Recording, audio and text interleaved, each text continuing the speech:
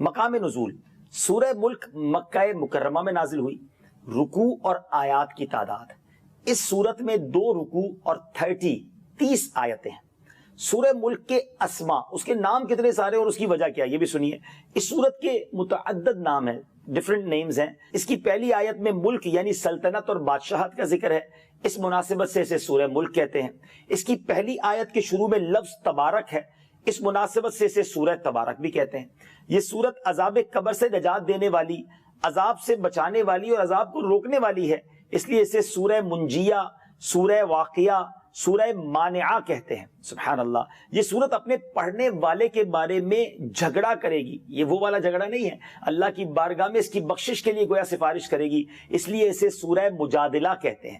اور یہ قیامت کے دن اپنے پڑھنے والے کی شفاعت کرے گی، اس لیے اسے سورہ شافعہ کہتے ہیں. صرف ناموں سے یہ اندازہ ہو رہا ہے کہ کیا کمال کی صورت ہے اور کتنے اس کے نام ہیں. سبحان اللہ، سبحان اللہ. اور کسی چیز کے ناموں کا زیادہ ہونا بھی اس کی فضیلت، بالکل اس کی فضیلت پر دلالت کرتا ہے. اب چند حدیثیں پیش کر دیتا ہوں، بہت ساری حدیثیں ہیں سورہ ملک کے فضائل میں. حضرت عبداللہ ابن عباس رضی اللہ عنہ فرماتے ہیں کہ صحابی نے ایک جگہ خیمہ نصب کیا، وہاں ایک قبر تھی اور انہیں معلوم نہ تھا کہ یہاں قبر ہے. اچانک پتا چلا کہ یہ قبر ہے اور اس میں ایک آدمی سورہ ملک پڑھ رہا ہے، یہاں تک کہ اس نے سورہ ملک مکمل کر لی. وہ صحابی رضی اللہ تعالیٰ عنہ جب نبی پاک کی بارگاہ میں حاضر ہوئے اور عرض کی کہ یا رسول اللہ صلی اللہ تعالی وسلم، میں نے ایک جگہ، بغیر مجھے علم نہیں تھا، نادانستگی میں نے ایک جگہ خیمہ لگایا اور وہاں قبر تھی اور اس میں ایک بندہ سورہ ملک پڑھ رہا تھا. تو نبی پاک علیہ الصلوۃ والسلام نے فرمایا یہ سورت عذاب قبر کو روکنے والی اور اس سے نجات دینے والی ہے. اللہ اکبر. ایک اور جگہ نبی پاک علیہ الصلوۃ والسلام فرماتے ہیں کہ قرآن پاک میں، ابو داؤد شریف کی حدیث ہے کہ قرآن پاک میں 30 آیتوں کی ایک سورت ہے، وہ اپنی تلاوت کرنے والے کی شفاعت کرے گی یہاں تک کہ اسے بخش دیا جائے گا. وہ سورت تبارک الذی بیدہ الملک ہے. تو ناظرین یہ سورت روزانہ رات کو پڑھنی ہے. 30 تو آیتیں ہیں. کیا ہی اچھا ہو کہ ہمارے پاس موبائل میں ہمارے جتنے بھی جو ہماری ڈیوائسز ہیں، اگر ہم قرآن پاک ڈاؤن لوڈ کر لیں، سبحان اللہ، تلاوت ہوتی رہے، رحمتیں ملتی رہے. مجھے اپنی اور ساری دنیا کے لوگوں کی اصلاح کی کوشش کرنی ہے انشاءاللہ. حسین نام ہے، یوٹیوب کے ذریعے سوال کیا ہے. بہت دفعہ ایسا ہوتا ہے کہ لوگ دعوت اسلامی کے خلاف بولتے ہیں، دل بہت دکھتا ہے، تو ایسے میں ہمیں کیا کرنا چاہیے؟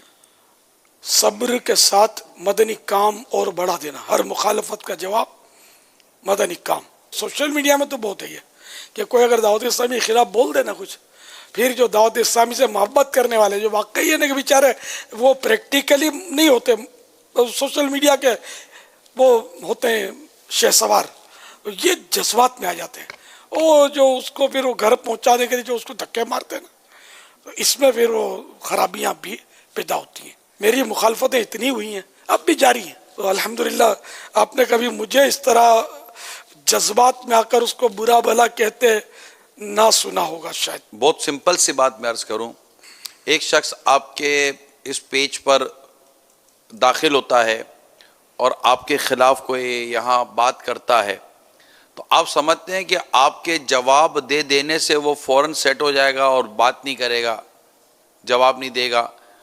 یعنی آپ نے اس کو شٹ اپ کال دی، آپ نے اس کو برا بھلا کہا، اس کو نکال دو، اس کو یوں کر دو، تو آپ کو لگتا ہے کہ آپ کے اس طرح کے جواب دے دینے سے وہ چپ ہو جائے گا، کہ بلکہ اس کو مزہ آ رہا ہوگا، اس کو لگے گا مجھے رسپانس مل رہا ہے. میرا آپ سب کو، جتنے بھی عاشقان رسول دیکھو سن رہے ہیں، ان سب کو مشورہ دیتا ہوں کہ ایسا اگر کوئی شخص آپ کے پیج میں یا آپ کے اس میں داخل ہو جائے، یہ جو بولتا ہے نا، آپ اس کو ایک لفظ بھی کچھ نہ لکھیں. یہ اس سے بڑی اس کی کوئی مطلب معاملہ ہے ہی نہیں. وہ بولے جواب ہی نہیں مل رہا ہے، تو آپ ایسے کو رسپانس ہی نہ کریں، بلکہ اس کو سننے دیں. آپ اس کو رسپانس کر رہے ہیں نا، تو وہ آپ کے رسپانس کے جواب میں لگا ہوا ہے. میں چاہتا ہوں کہ وہ مخالفت کرنے والا ایٹ لیسٹ اتفاق ہی کہہ لیں، وہ آپ کے پیج پر تو آیا، اب اس کو سن لینے دیں. وہ سن کر انشاءاللہ ہو سکتا ہے کہ 2-4 منٹوں کے بعد تعریف کرنا شروع کر دے. بغیر عذر شرعی کے خلا لینے کا حکم کیا ہے؟ کوئی عذر نہیں ہے، سب ٹھیک ٹھاک ہے، لیکن بس خلا لینے کے لیے پہنچ گئی. اللہ تعالیٰ کے ہاں طلاق سب سے زیادہ ناپسندیدہ چیز ہے، حلال چیزوں میں سے. ٹھیک ہے. تو اب یہ ہے کہ بس بلا عذر شرعی آدمی کا طلاق دینا یہ بھی جائز نہیں ہے. ٹھیک ہے. ٹھیک ہے. تو اسی طرح بلا عذر شرعی عورت کا خلا کا مطالبہ کرنا کہ بس مجھے چھوڑ دو، مجھے آزاد کر دو، مجھے جان چھوڑ دو، نکاح سے نکال دو، فارغ کر دو. تو بس اوقات خواتین جب یہ جھگڑے ہوتے ہیں تو یہ پوری ایک گردان شروع ہو جاتی ہے، چھوڑ دو، فارغ کر دو. تو عورت کا خلا کا یا طلاق کا مطالبہ کرنا بلا عذر شرعی شرعاً جائز نہیں ہے. اب احادیث کریمہ میں ایسی عورتوں کے حوالے سے وعید بھی بیان کی گئی ہے کہ جو عورت بلا عذر شرعی اپنے شوہر سے خلا کا مطالبہ کرتی ہے، علیحدگی کا مطالبہ کرتی ہے، تو جنت کی خوشبو بھی نہ پائے گی. اسی طرح بلا عذر شرعی جو عورتیں خلا لیتی رہتی ہیں، طلاق کا مطالبہ کرتی رہتی ہیں، احادیث کریمہ میں ایسی عورتوں کے لیے لفظ بہت سخت استعمال ہوا ہے، منافقات کے الفاظ میں. تو اس لیے کسی بھی عورت کو یا کسی بھی آدمی کو طلاق یا خلا کی طرف جانے سے پہلے 112% پہلے غور کرنا چاہیے کہ یہ مطالبہ عورت جو کر رہی ہے یہ صحیح بھی کر رہی ہے غلط. بس اوقات عورتیں صحیح مطالبہ کر رہی ہوتی ہیں، آدمی ہی طلاق نہیں دے رہا، آدمی ہی حقوق پورے نہیں کرتا.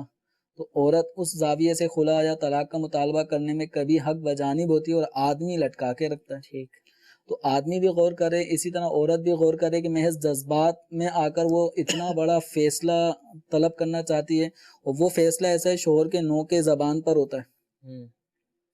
کہیں اس نے جذباتیت میں آ کر بس شور شرابہ مچاتے ہوئے اس کی زبان سے نکلے بس فارغ کرو مجھے، آدمی بھی جذبات میں آ کے بے سوچے سمجھے وہ بھی کہہ دیتا جاؤ فارغ کیا، تمہیں طلاق دی طلاق دی طلاق دی. تو اس طرح معاملہ کیا ہوگا، دونوں کی بے جا جذباتیت کی بنا پر اچھا خاصا گھر جو 5 منٹ بعد اکثر آپ کو یہی ملے گا، یہی میاں بیوی پھر رو رہے ہوتے ہیں. پھر ان میں ایسی محبت کوٹ کوٹ کے بھر جاتی ہے کہ بس زمانہ کچھ بھی کر لے، رکاوٹ ڈال دے، ہم دونوں نے ایک ساتھ ہی رہنا. تو یہ تو پہلے سوچنا چاہیے. اب وہ باپ کے سامنے بھی چھوٹے چھوٹے سے بچے آ جائیں گے، تو جس وقت آپ دونوں کا جھگڑا ہو رہا تھا اس وقت کیوں سامنے نہیں آئے بچے؟ اس وقت تو آپ دونوں بس جیسے مطلب لڑ رہے ہیں جھگڑ رہے ہیں، کوئی روکنے والا اگر آتا ہے تو اس کو بھی ہٹا دیا، تم میرے معاملے میں نہیں بولو. طلاق بالکل ایک آخری، جس کو کہتے ہیں نا، جیسے ہمارے جسم انسانی میں کوئی عضو اگر خراب ہو رہا ہے، ڈیمیج ہو رہا ہے، بیکار ہوتا جا رہا ہے، تو اس کی آخری حد تک ہم اصلاح کی کوشش کرتے ہیں، علاج ہو جائے. تو طلاق بھی ایک انتہائی فیصلہ ہے. اس سے پہلے بہت ساری صورتیں ہوتی ہیں کہ مرد یا عورت اپنے آپ پہ کنٹرول کر کے اپنے رشتے کو بہتر اپنے بڑوں کو بتا دیں، اپنے بڑوں کو بنائیں، شرعی رہنمائی لیں، مفتیان کرام سے رہنمائی لیں.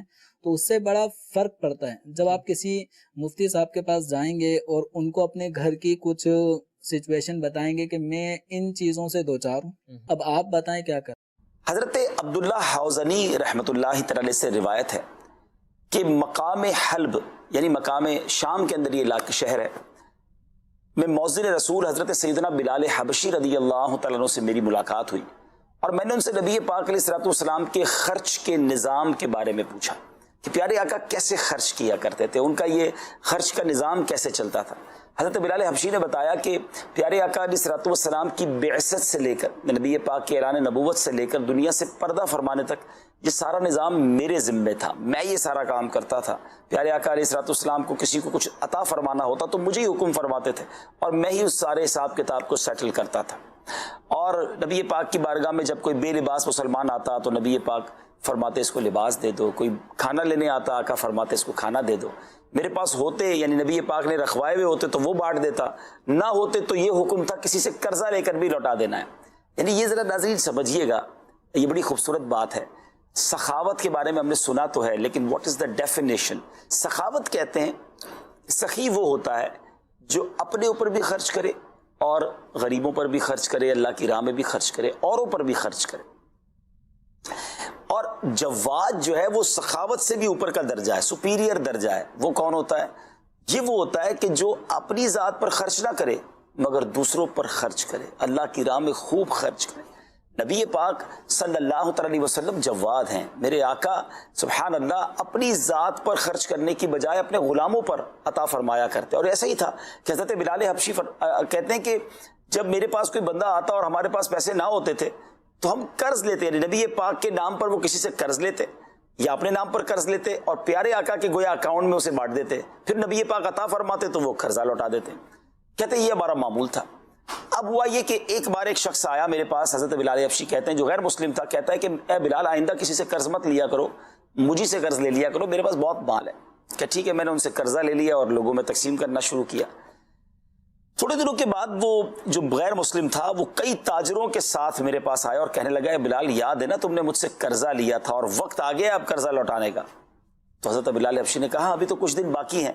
تو کہا اگر تم نے مدت پوری ہونے پر قرض ادا نہ کیا تو اے بلال یاد رکھنا میں تمہیں غلام بنا کر ویسے ہی بکریاں چرواؤں گا کہ جیسے تم پہلے چرایا کرتے تھے, یعنی تم واپس غلام بنا دیے جاؤ گے. تو اب حضرت بلال کہتے ہیں مجھے فکر دامن گیر ہوئی, میں ٹینشن میں آ گیا کہ واپس مجھے غلام بنا دے گا.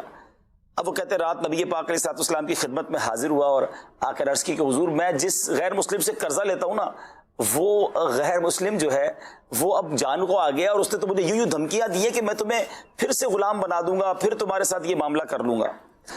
تو حضور ایسا کرتے ہیں کہ ابھی تو رقم ہے نہیں کہ ہم اس سے لوٹا سکیں, تو مجھے اجازت دیں کہ واپس میں علاقے میں کسی گاؤں میں چلا جاتا ہوں جہاں مسلمان لوگ ہو چکے ہیں, ان اس علاقے میں چلا جاتا ہوں. جب آپ کے پاس اللہ تبارک و تعالیٰ وہ رقم عطا فرما دے کہ جس سے میرا قرض اتر جائے میں واپس آ جاؤں گا. یہ تھوڑے دنوں کے لیے حضرت بلال حبشی اسکیپ ہونا چاہتے تھے, اس علاقے سے جانا چاہتے تھے کہ کہیں وہ شخص یہ والا کام نہ کر دے. اتنی ٹینشن اتنی فکر حضرت بلال حبشی رضی اللہ تعالیٰ عنہ کو ہو گئی. کہتے جب صبح کے وقت میں اپنے گھر سے اس علاقے کی طرف جانے کا ارادہ کر کے نکلنے لگا تو ایک شخص دوڑتا ہوا میرے پاس آیا اور کہنے لگا کہ اے بلال تمہیں نبی پاک علیہ الصلوۃ والسلام نے بلایا. میں وہاں پہنچا تو کیا دیکھتا ہوں کہ پیارے آقا علیہ الصلوۃ والسلام کے دروازے پر 4 اونٹ کھڑے ہیں اور اس کے اندر اوپر سامان بھی لدا ہوا ہے.